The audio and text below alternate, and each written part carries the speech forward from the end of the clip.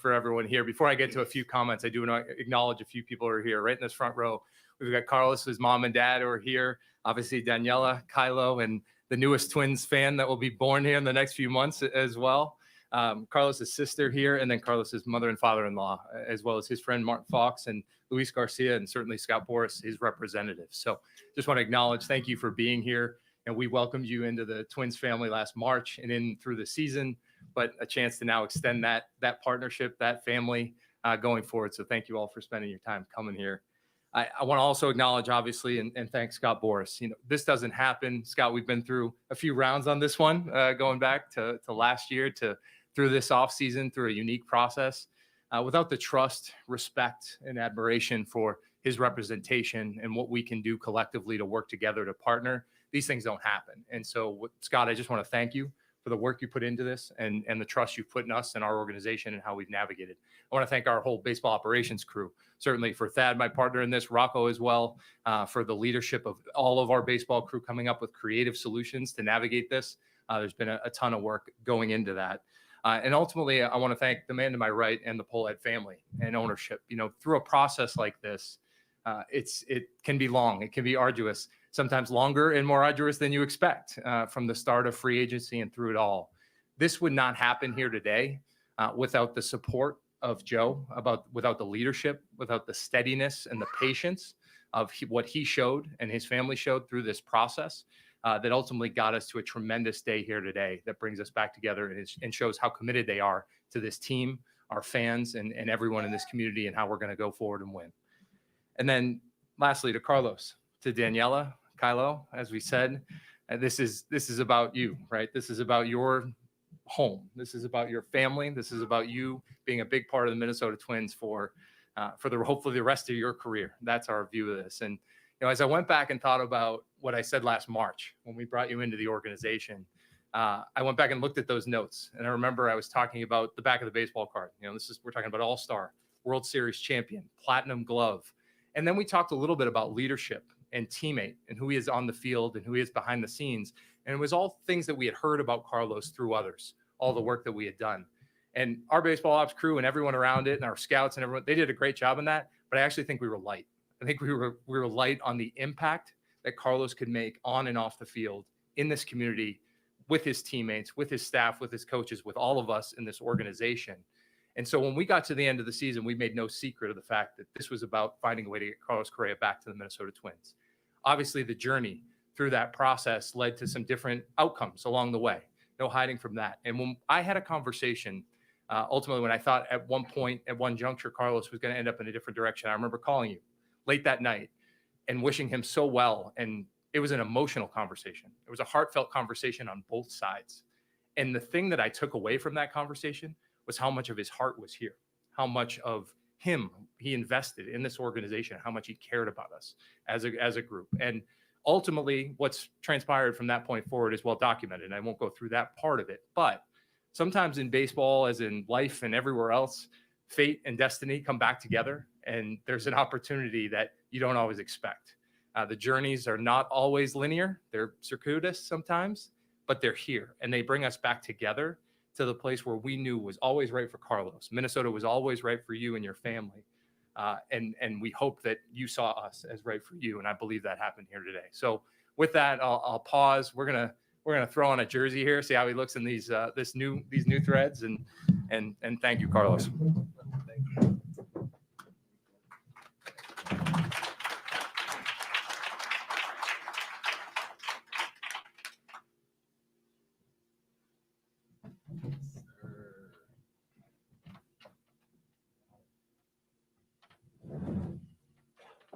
That's good right there. These are clean. Yeah, they are.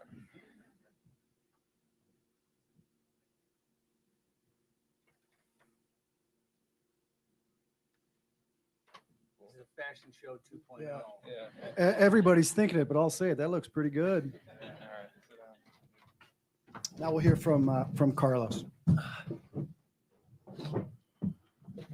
I wanna thank the Minnesota Twins organization. I want to thank the Pohlad family for making this possible. Derek, Thad, and everybody involved. Like you said, last year when I came in, I felt welcome right away from the get go. I felt like I was part of a family. So throughout the whole process, to be able to, communicate with you guys, talk to all my teammates, communicate through the whole process, talking to Boxer almost every day, talking to Miranda and all the guys. Definitely, like you said, my heart was here. So I'm happy we got this done, and I want to thank you guys for that.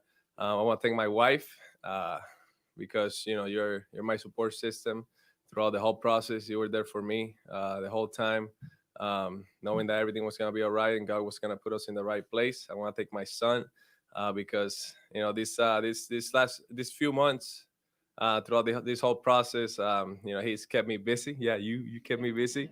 Yes, and the love of a father, it's something that can be described, as you guys know. I want to thank my father, my mother, because without you guys, I would not be here today. All the sacrifices you had to make growing up, poor in Puerto Rico. When I told you at 8 years old that I wanted to learn English because when I got to the big leagues, I wanted to be able to speak for myself. Um, my dad, for taking an extra job so you could, afford bilingual school for me. At such a young age, you took me serious. My mother, for always making sure I had good grades. So you always told me going to a draft, you need to have leverage, you need to have good grades so you go to a good college. Thank you guys for all the sacrifices. I want to thank my mother and father-in-law because throughout the whole season, you guys are with us, supporting me, supporting Daniela, helping us with Kylo and our future son, Kenzo. I want to thank you guys for all the time you invest in our family and all the help you guys, you help us with. I want to thank my team, Fox, Papo, all the guys that work with me to make sure that I show up every single day and I'm ready to compete at a high level. I want to thank my agent, the best agent in the game. It's called Boras and the Boras Corporation.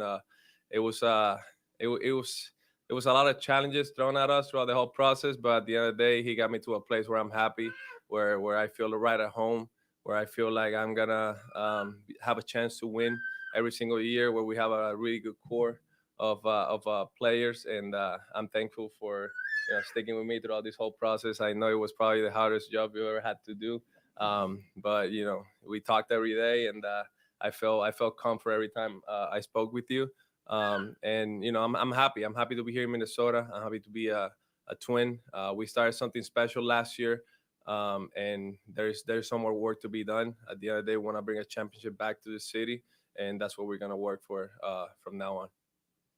Thank you, Carlos. At this point, we're going to open it up to questions. John Shipley. Well, I might as well start with you, Joe. First person that Derek thanked with you. This is your first big moment as a franchise. How do you feel right now? What does this mean for the organization? Yeah, quite the first 6 weeks on the job. I'm thrilled to have. I mean, I think we're all thrilled, like everybody. I'm thrilled to have Carlos here, and I think your question was, what does it mean to have Carlos part of the Twins family? I think we're here to win, and Carlos is a huge piece to that, and so we are collectively trying to get better and better.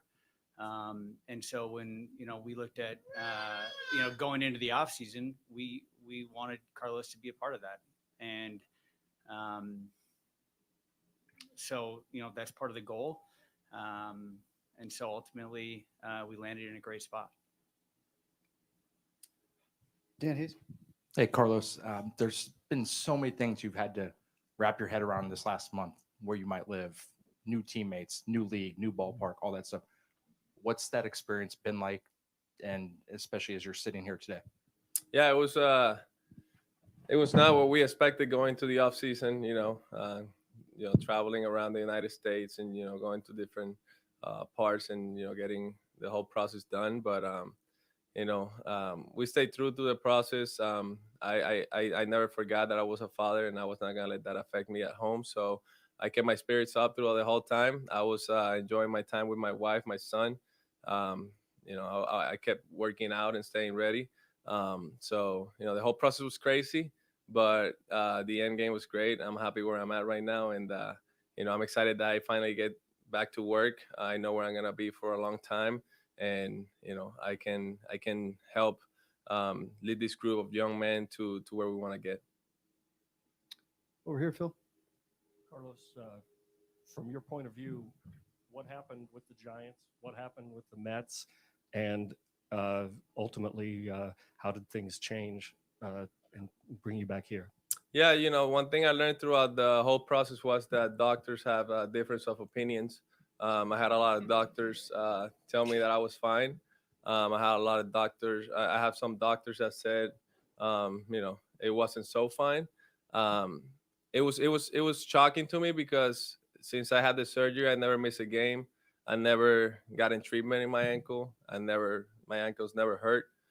So when the news came, it was a little shocking. Um, but I'm ready. I'm in my mind with the expertise of some doctors, named doctors like Dr. Elitrash telling me that the ankle is great. It's in great shape. Dr. Kemp here telling me that I'm in outstanding shape, even better than last year. He told me so. So that mentally going to next season for the rest of my career, I'm gonna treat it like I've always treated, just going to compete every single day, give my everything out there on the field, and help my organization win championships. Betsy. Hey, I guess this is for maybe Jarek and Scott, maybe Carlos too, but can you take us through the last 72 hours or so and how this deal came together?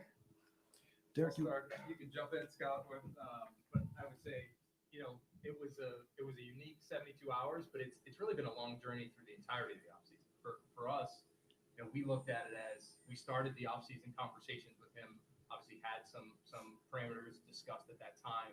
As things progressed through the offseason, we knew this could take some time. Right, Carlos is one of the best players in the game. He's going to have a lot of choices. We were not naive to that, and certainly he continued to have many choices. But we never lost touch. We never didn't stay in touch. And when things, as Carlos just mentioned, have changed through the course of his journey, Scott was great about keeping in touch with us ultimately as things changed. And as we got to learn more and as we got to dig deeper, the goal at that point was to try and find a way to bring Carlos back and to try to find a way to create structures contractually and otherwise that would match a lot of the things that they were looking for that would also work on this end. So, as I sit here today, I'm excited about not just the next 6 years with Carlos, the next 10 years, which is what we set out to do right from the outset. It's structured in that way, it's built that way, and we partnered on what that could look like. But we cement Carlos as part of that core in our minds for as long as possible. First of all, Joe and Polad family want to thank you and Derek and Thad and the Twins organization, because it's been a very cooperative process. Free agency is, Carlos and Daniela, they gave me a narrow list, and Minnesota was always on it. And that sounds like an easy process, but it's a difficult process. And certainly Carlos's experiences here were so welcomed. And the other thing that Carlos knew was that the Twins has this juggernaut of young talent that Carlos, as you know, is the assistant general manager of the Twins as well as being a player.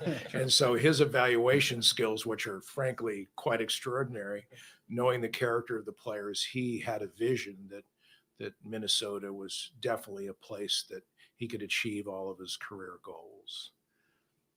When you have physicians that are functional and practicing orthopedists who know players, and the benefit of the Twins was, and we should all reach out to Dr. Chris Camp, who has been throughout this process, maybe the most understood physician of Carlos, because he got a chance to spend a full year with him, examine him before the season, during the season, after the season, and make assessments and do things. And that, I think, was paramount to making great decisions about what the organization should do and the benefit of what Carlos can provide to the winning culture that the Polad family wants for the Twins. And I think having that base, it gave Derek and I a very sound foundation to work from. And it gave us a clarity that most organizations did not enjoy, where they did not have the information and the depth of understanding of who Carlos was and what his true medical status was. We're not here to fault exterior physicians and their opinions, but I will say that medicine, and particularly in sport, orthopedic functionality and clinical exam on a day-to-day basis is far more important than an MRI. And I think that foundation and understanding that the Twins organization and us agree upon as to Carlos, and that really allowed the theater for us to put together a fair and equitable contract, put together something that really will allow him to be here for potentially 11 years and be a $300 million player for the Twins when you can consider last year as well. And to do that, you have to have ownership, you have to have very astute executives, you have to have a medical team so that the foundations and the trust of this come together. And that's really was the format. And I will say this, that Derek did not let notice go. He was constantly in communication, constantly calling, because I think they knew they're the organization that truly knew the leadership value in addition to the skill and what he could mean to a franchise. And Derek, I really appreciate that persistence. That was not easy in the face of a lot of things. And I thank you for doing that. Megan. Hi, Carlos. Good to see you. I'm curious, you kind of touched on this a little, but how did you weather just the emotional ups and downs of the last couple of months? Like not thinking you weren't going to be back with the Twins, having these other two deals with teams I'm sure you were excited about fall through, and then ultimately landing back here. It's just a lot mentally. So I'm curious how you were able to kind of persevere through all of that. Yeah, it was definitely an emotional roller coaster, but as you know me very well by covering me every single day, I focus on the things that I can control. And some of these things I had no control over them. So I was not stressing over it too much, just for the simple fact that I could not control their decisions and what some other doctors said. What I can control is prepare my body every single day to compete every single day, to show up every single day, to help my team win. Those are the things that I can control, and I stress about that. And as you know, I take really good care of my body. I'm very disciplined when it comes to my preparation in season and the off season. So those are the things that I stress about. The things that I can control, I let them up to this man, and he always did what's best for me and my family, and I'm always gonna appreciate Scott's work because it was a thing of beauty. Dill. Derek, to get here, two other teams decided that that their risk tolerance wouldn't, that based on their risk tolerance, they wouldn't find an agreement on a deal with Carlos. So what made you guys comfortable with the risk tolerance and the parameters that you found?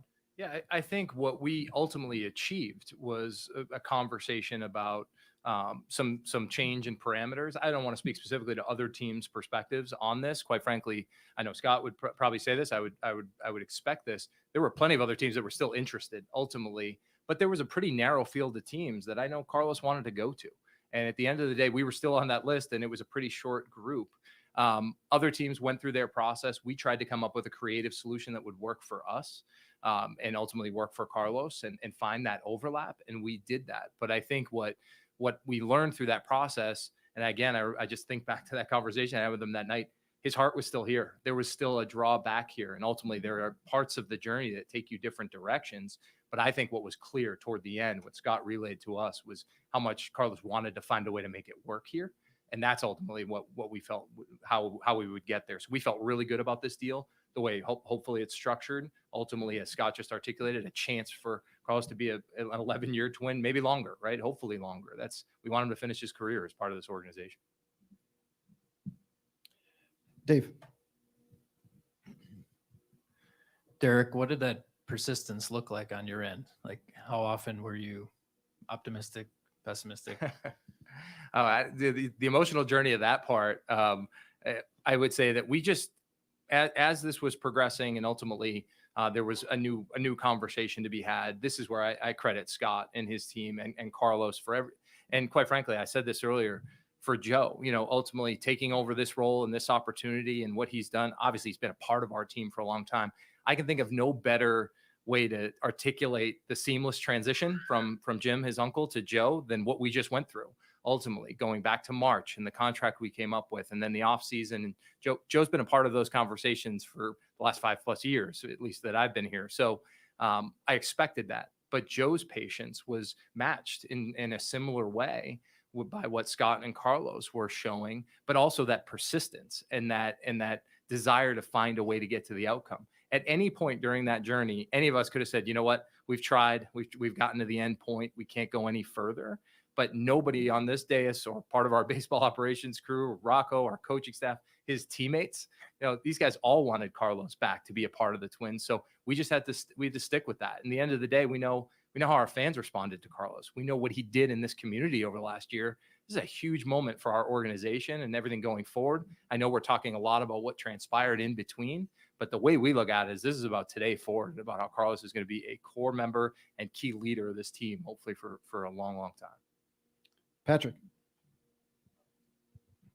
Scott, from a distance, it looks like the teams wanted length early, but then they were worried about length when they did am I right? They were trying to keep the cap number down a little bit, and then not the cap number, but the luxury tax down. And then they worried about length when they saw the MRI. Am I right or wrong here?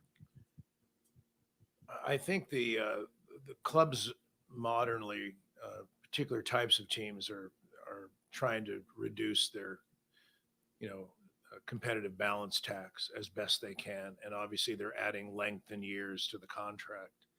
And that substantially benefits certain organizations over others.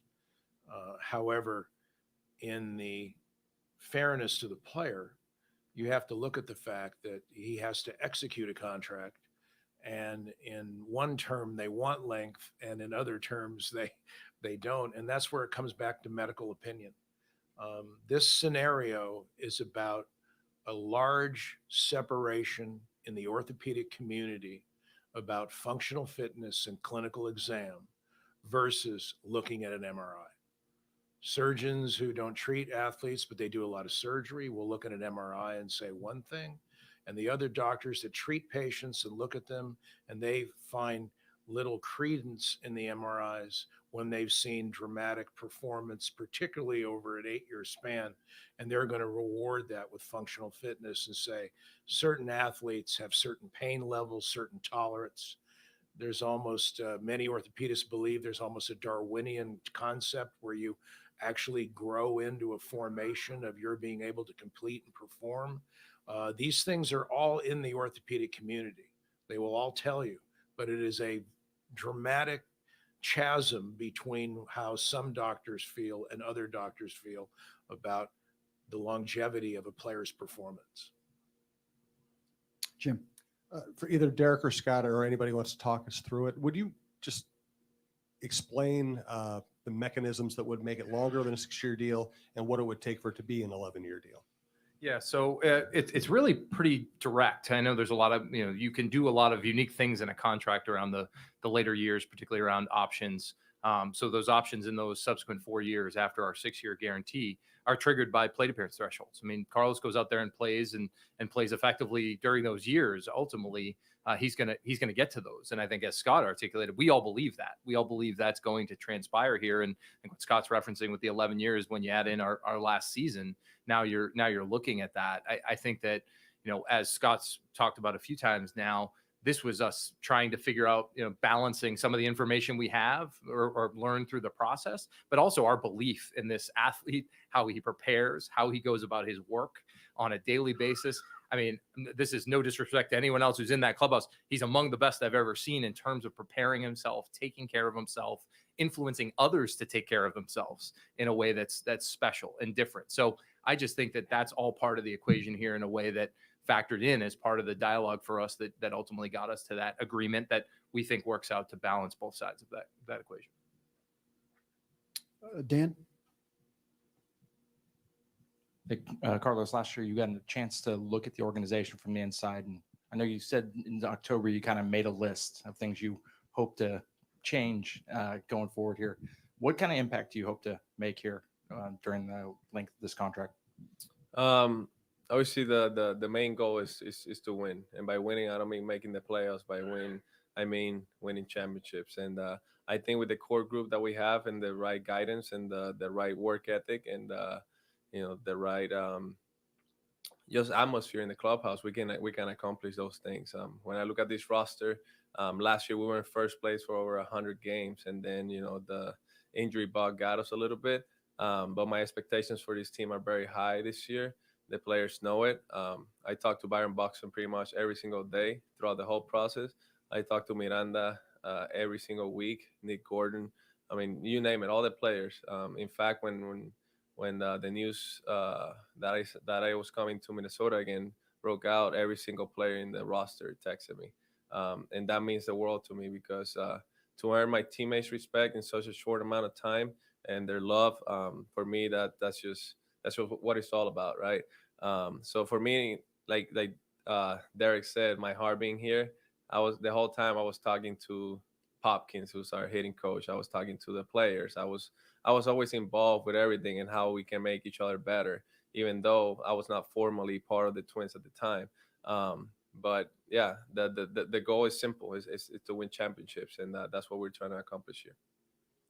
John, wait for the mic, please. Hey, Carlos, how are you? How you said you were surprised that the Giants balked and then the Mets. Did that kind of come out of nowhere for you? Obviously, you've been healthy for so long. Was it just a real surprise? Like I said, very surprising, especially because in 2022 I did 3 physicals. I did one full physical with Dr. Elliot Trash before I did the physical with the Twins before I signed the deal, and then I did an exit physical with Dr. Kemp again, and everything was fine. So going into that physical, there was no concerns on my part. My body feels great. I played throughout the whole season. Never felt better. So yeah, it was surprising. But that led me here, back to the Twins, and I couldn't be more happier. My family's very happy. Danielle is excited. Kylo is gonna grow up to be Minnesota nice, which I love. And yeah, we're very excited. I get more juicy Lucy's also. Patrick. Carlos, have you made peace with the right center field wall? I saw you give it some dirty looks last year when you You know me very well. You've been watching. When you killed the ball a couple of times, but they're not going to lower it for you or anything. We've had some conversations about it last night, actually. We'll see what happens, but we talked about it for sure. John. Question for Joe. Joe, in your first 6 weeks, you just oversaw the biggest free agent signing the Twins have ever done. Is that a sign of things to come? We'll take that on a case by case basis. So, no, I mean, like Derek said earlier, we're in constant communication, and we're always looking at ways to make our team better. So, if those opportunities come forward, then we'll evaluate that then. So. Hey, Scott, Carlos said early on that this was probably the toughest job you've ever had to do. Can we take probably out of that equation? Like all the free agent sagas you've been a part of, would this rank number 1? Well, my job, it's a privilege to represent a player who has a skill level, but really having the aptitude, the attitude, and the leadership qualities of this player, it's like you can't do a good enough job by expressing as an advocate what that means to a franchise. The great thing about this situation was I didn't have to say anything, because I always remember I got a call from Thad and Derek, and normally when a lawyer gets a call in the afternoon in the middle of the season from executives of a team, usually it doesn't go well. But they called to say, you know what? This man is a superstar talent. But the leadership quality, what he means to the organization, what we feel we can execute with him is something that we didn't even know, as studied as they are in the game. And so there was that recognition point made this process something that was conceivable. But the most difficult part for me in the process is that teams employ medical experts. They have to. They need judgments.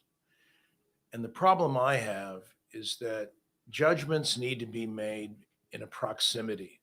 And if you're not in the proximity of the athletes, if you're not there day to day, and there's reliance on judgments that are the exterior to the athletes, and then I can't address the issue that's ongoing in the medical community in the orthopedic area, where you're making judgments, the crystal ball approach about the future, which affects players' lives. And that's the frustration level, is that the medical community of those who are closest to the athletes, who are similarly trained, similarly gifted in their abilities to practice a specialized area of foot and ankle, there's just this reliance on something that's so distant, an MRI, rather than the functionality and clinical exam on a day-to-day basis.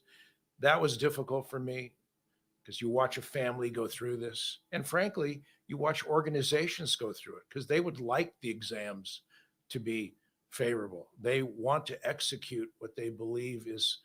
And so this is something that the medical community, in my mind, needs to sit and make judgments. And the reality of it is those allowed to make judgments need, in my mind, need to have the proximity of the treatment of the player being direct rather than indirect before they can be relied upon to make those judgments. And that, to me, has been the most difficult part. One of the great parts of this, though, is to see the performance of a player, his execution with a team, and to see a team then reach out and know how important that is to them and what it means to them and their understanding of the game and of a player, because that honors a player. And I'm so glad that Carlos and Daniela and their family got to know that a team really, really, truly understood and trusted a player for things well beyond his skill, and to have a physician that worked with the player year in, year out, make an opinion that was truly his own, truly based upon, I think, facts that a lot of doctors didn't have to get this deal done. Other than that, I'm not frustrated. For Derek and Assistant General Manager Correa, how does this signing affect your pursuit of other players in free agency or via trades? Does it limit you in any way, or does it embolden you to go out and get somebody who makes a big difference now? Yeah, I'm afraid to defer to my assistant GM on that comment right now. But no, I think Joe just touched on this. We never view our job to be an end point, right? Even into and through spring training. So that won't change, right? Our pursuit. I think what's clear to us is by adding Carlos back into the mix, we think obviously that's a significant impact on this year's roster. What are ways we can continue to explore ways to continue to add to that roster? We've made no secret of that being our goal and our mission through this process. Obviously, free agency this year in a unique way sped up maybe more than it had in previous seasons. So from a free agent market standpoint, not to talk to specific players, as we look at our roster right now, Carlos alluded to some of them. We feel we have a lot of real depth there and a lot of good players already on our roster. I'm not sure there's that many opportunities out there via the free agent market for us to make that group better. But that said, it doesn't mean we aren't going to continue to think about ways to be creative that could help improve our roster in different ways, whether that's through trade or otherwise. So I would just say we don't have a clear-cut next step on that, but we'll continue to work likely up and through when we get to Fort Myers. I know Scott's going to join our medical team. So. I think Kylo's getting close to wanting to see Dad, so maybe time for just a few more. Phil? Derek, all credit for staying in touch aside. No one could have predicted this convoluted path. I don't imagine this was part of the strategy. To what extent do you feel lucky? And conversely, was there any inkling on your part, on the team's part, that there might be difficulty with the Giants and the Mets deals? Yeah, going into the process, I would say that we certainly feel very fortunate to be sitting here today with Carlos, because this was our goal from the outset. How we got here, obviously, as you just mentioned, was a unique journey. But I would say that up until the moment that we heard that about, the San Francisco process getting there, we hadn't really had that conversation, hadn't thought about that, but that was a little while back now. From that point forward, I can tell you that, Scott, both ways. I mean, I know Scott said that earlier about me staying persistent there. We stayed in touch because there was, I think Dan asked this question earlier, what would have stopped us from potentially continuing that process or that part of the conversation? It was so clear to me then, even when that transpired, that he was very interested still in coming back to the Twins. And ultimately then, subsequent to the next agreement, the same thing came up again. It's a feel, I guess that's just more of a feel thing, and they can speak to it more than anything else because they were on the other side of it, but it felt like he wanted to be a part of this. So we never gave up hope during that period of time that we could find a solution to bring him back. And until that door was truly closed, we weren't going to let that happen. So I do feel fortunate to be sitting here today, but it was always part of our mission from that point forward when we found out there was potential uncertainty around the first landing spot that we figure out a way to bring him back here. Go. Shout it out there.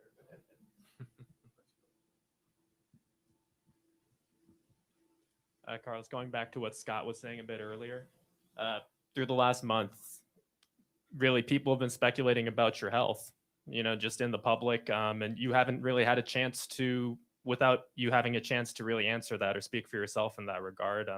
And this might be fairly or unfairly something that follows you your whole career, the perception or just the perception of how this free agency went. How tough is that for you? Again, something I can control, right? The perception and all that. But throughout that whole month, where people were speculating, I was running sprints, I was working out, I was taking ground balls, I was hitting. So it was more funny to me that everybody was just having those speculations where I'm doing all this work and I'm feeling great. But at the same time, my focus now is not on that. This deal got done. I'm happy here, and my focus now is to go out there and play baseball. One of my goals is to, hopefully one day be in the Hall of Fame. And in order for me to do that, I got to play really good baseball for a long time. So I want to do that for the Minnesota Twins. And I want to also, be able to, through my great performance, help this organization win championships. And that's my focus now. Reggie. Hey, Carlos. So everything worked out, obviously, how it was supposed to. But what do you have to say to the fans who feel like this was not your first choice and this was the third pick for you? Well, Minnesota was always in that small group of teams that I told Scott at the beginning of a free agency. The whole free agency process is a very complicated process, as we know, and a lot of things happen along the way. But at the end of the day, all that matters is that I'm here. I'm going to represent this city. I'm going to represent this organization. I'm going to do it the right way. I'm going to play hard every single day. I'm going to be out there in the community, helping as much as I can. And all that matters is what I do from this moment forward for this organization. I'm really focused on that. I'm really focused on giving my all. Me and my family are going to be very dedicated to this city, and that's going to be for a long time. So we're very happy and excited. I think that's a good place to close. Thank you to the four gentlemen to my left for a great presentation today. Carlos, I know we take a lot of pictures of you, but I'm going to ask you guys to stand in front of the table for some more pictures.